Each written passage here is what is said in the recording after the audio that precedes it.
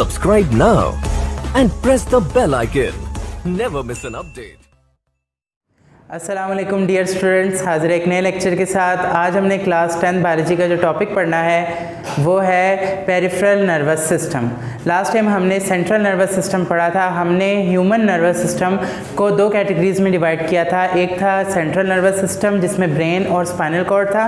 बारी बारी हमने इन चीज़ों को पढ़ा। आज हमने पेरिफेरल नर्वस सिस्टम को पढ़ना है। पेरिफेरल नर्वस सिस्टम ये हमारे सेंट्रल नर्वस सिस्टम के साथ ही कनेक्टेड होता है।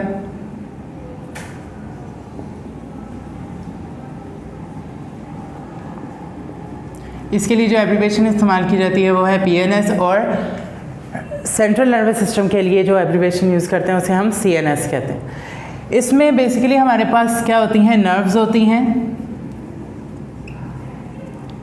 और गैंग्लियन होते हैं। गैंग्लियन जो है ये कलेक्शन ऑफ सेल बॉडीज़ है।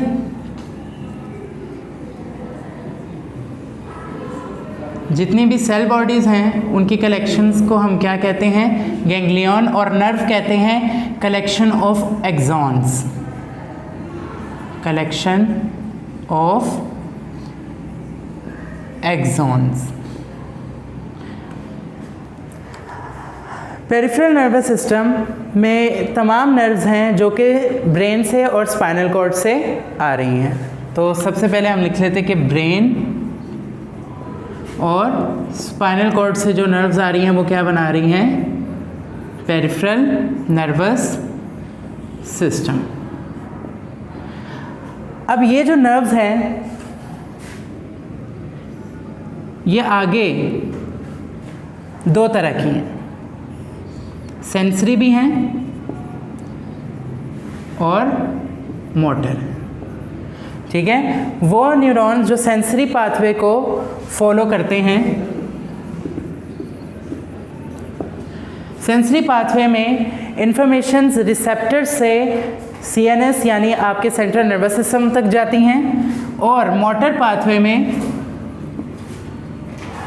जो आपके पास इंफॉर्मेशन है वो CNS यानी सेंट्रल नर्वस सिस्टम से मसल्स तक जाती हैं।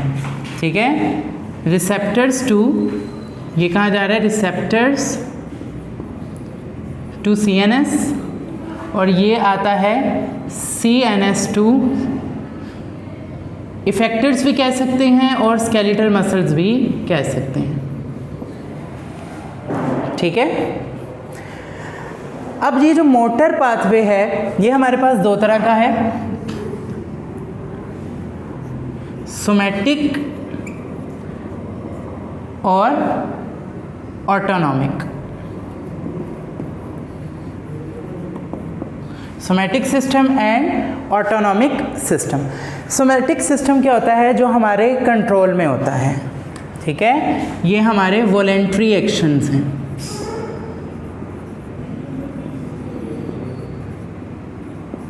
ठीक है, जबकि ऑटोनॉमिक सिस्टम जो है उसमें हमारे इनवॉलेंट्री एक्शंस आते हैं।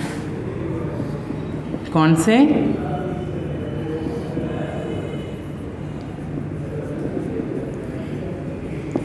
अब वॉलेंट्री एक्शंस कौन से होंगे, फॉर एग्जांपल हम मूव कर रहे हैं, हमारे मसल्स मूव कर रहे हैं, तो हमारे मसल्स का मूव करना वो हमारे कंट्रोल में है, तो दैट इज़ वॉलेंट्री एक्शन। और सोमैटिक सिस्टम या सोमैटिक नर्वस सिस्टम जो है इसे कंट्रोल करता है, और autonomic nervous system involuntary actions को कंट्रोल करता है। इनवॉलेंट्री एक्शंस वो होते हैं जो हमारे कंट्रोल में नहीं है, जैसे हमारा हार्ट बीट कर रहा है वो हमारे कंट्रोल में नहीं है। हमारे स्मूथ मसल्स हैं, हमारे आइज़ हैं वो कॉन्ट्रैक्ट रिलैक्स कर रही हैं, वो हमारे कंट्रोल में नहीं है। ठीक है ना, तो ये हमारे कुछ एक्शंस हैं जिन्हें हम क्या कहते हैं, ऑटोनॉमिक नर्वस सिस्टम। अब ऑटोनॉमिक नर्वस सिस्टम मज़ीद दो तरह का है,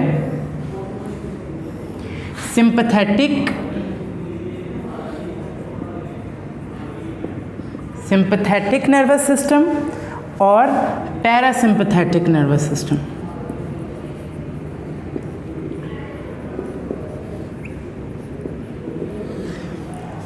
सिंपैथेटिक क्या होता है, ये होती है इमरजेंसी की कंडीशन।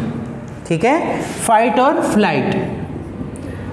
अगर आप अचानक, अब इमरजेंसी की हमारे पास जो सिचुएशंस होती हैं वो हमारे पास दो तरह की हो सकती हैं। अगर हम एनिमल्स की बात करें और ह्यूमंस की बात करें तो हम फाइट जब करते हैं वो हमारी इमरजेंसी की कंडीशंस होती हैं, और बर्ड जब फ्लाई करते हैं अचानक से तो वो उनकी फ़्लाइट की क्या है, क्या कहते हैं, कंडीशंस हैं। तो ये दोनों इमरजेंसी की कंडीशंस है, फ़ाइट और फ्लाइट। इस दौरान में हमारा सिंपैथेटिक नर्वस सिस्टम जो होता है वो एक्टिव हो जाता है।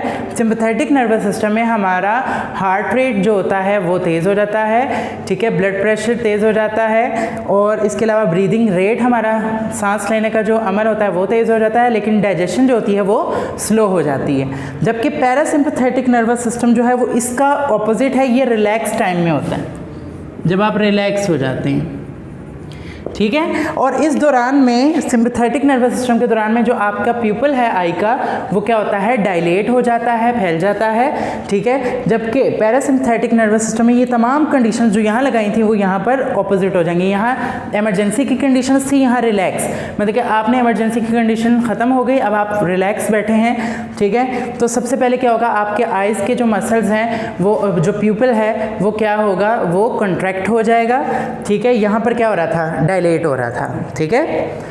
और यहाँ पर हार्ट रेट क्या हो रहा था, इंक्रीज़ हो रहा था, यहाँ हार्ट रेट क्या हो जाएगा, स्लो हो जाएगा। यहाँ ब्रीदिंग रेट भी इंक्रीज़ हो रहा था, यहाँ ब्रीदिंग रेट क्या हो जाएगा, कम हो जाएगा, ऑपोजिट जाना है ना। लेकिन यहाँ पर क्या था, डाइजेशन क्या हो रही थी, स्लो हो रही थी, इनहिबिट हो रही थी, रुक रही थी, लेकिन यहाँ पर क्या हो जाएगा, डाइजेशन का प्रोसेस स्टार्ट हो जाएगा, ठीक है। ये आज हमने पेरिफेरल नर्वस सिस्टम पढ़ा, ठीक है। इसके साथ ही हमारे पास ह्यूमन नर्वस सिस्टम जो है उसमें ये हमने ख़त्म कर लिया, नर्वस कोऑर्डिनेशन हमने ख़त्म कर ली। अब नेक्स्ट हम जब पढ़ेंगे तो उसमें हमने बहुत सारी चीज़ें पढ़नी हैं। हमने आइज़ का स्ट्रक्चर पढ़ना है, एयर का स्ट्रक्चर पढ़ना है, ठीक है, और इसके अलावा हमने केमिकल कोऑर्डिनेशंस के बारे में पढ़ना है। अगर आपको इस लेक्चर में कोई भी चीज़ समझ ना आई हो तो आप कमेंट्स के ज़रिए पूछ सकते हैं, और अगर आपको वीडियो पसंद आई हो, वीडियो को लाइक कीजिएगा, चैनल को सब्सक्राइब कीजिएगा और बेल आइकन को प्रेस कीजिएगा for more updates. Thank you very much.